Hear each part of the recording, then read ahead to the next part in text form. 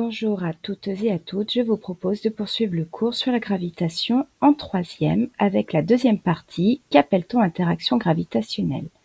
Pour débuter cette partie, voici 2 mots de vocabulaire. Une action mécanique met toujours en jeu 2 parties. Il s'agit de l'acteur, celui qui exerce l'action, et le receveur, celui qui est soumis à l'action.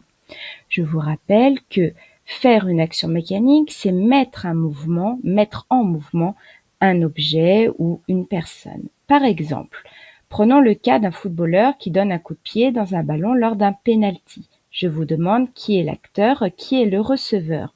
Bien sûr, dans les discussions en classe, je reçois souvent comme réponse l'acteur c'est le footballeur, le receveur c'est le gardien. Mais on est là en mécanique, il faut préciser les choses. Qui est-ce qui est mis en mouvement? Qu'est-ce qui est mis en mouvement? Ici, il s'agit du ballon, c'est donc bien lui le receveur. Après, par rapport à l'acteur, il faut aussi préciser les choses.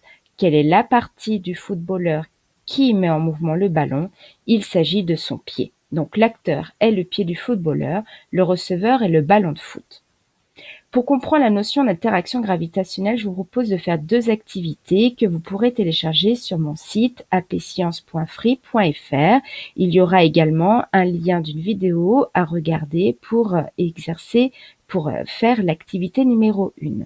Je vous donne tout simplement le bilan que vous pourrez recopier sur votre cahier, qui précise que le Soleil exerce une action sur l'ensemble des planètes pour les maintenir en orbite. C'est l'attraction gravitationnelle qui est aussi appelée gravitation. Mais le Soleil n'est pas le seul à exercer cette action de gravitation, puisque une planète exerce aussi une action d'attraction gravitationnelle sur tous les objets qui sont proches d'elle, comme la Terre sur la Lune.